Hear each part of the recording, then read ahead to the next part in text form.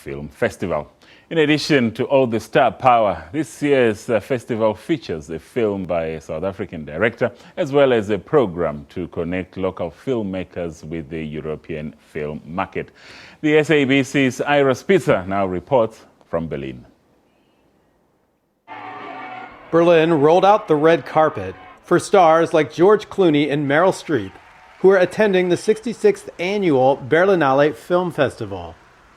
But just around the corner, a group of South Africans were looking to make a name for themselves at the festival's main industry event, the European film market.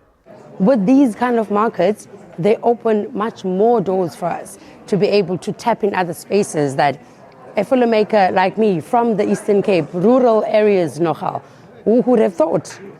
The EFM is the place where people looking to do business here make connections, whether it is to finance and distribute a movie or find a crew in a foreign country. For the third time, a South African delegation has taken part.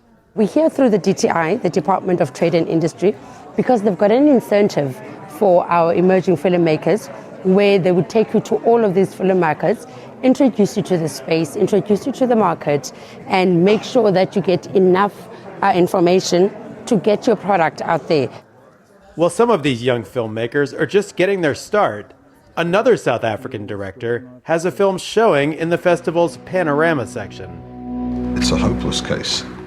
Despite living in Berlin for the past 15 years, Cape Town native Oliver Schmitz usually returns to his home country for artistic inspiration. It's a film about capital punishment in South Africa, which was abolished in the early 90s. It's about the end of apartheid. It's about things that I lived through.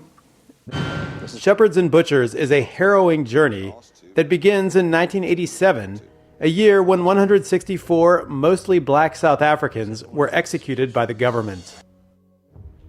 Based on true events and starring Steve Coogan, the film centers around a young prison guard who commits shocking murders after being traumatized himself by the prison system. As one of the most prominent South African directors out there, Schmidt sees the country's cinema finding its feet on the international stage. South Africa is a fairly small industry compared to the rest of the world, but because of that, if one looks closely, I think all the more vibrant.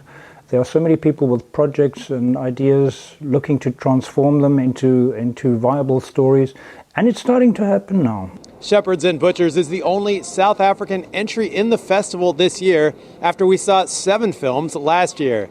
But with the local industry focused on developing young talent, it's a good bet we'll see many more South African films here in the future.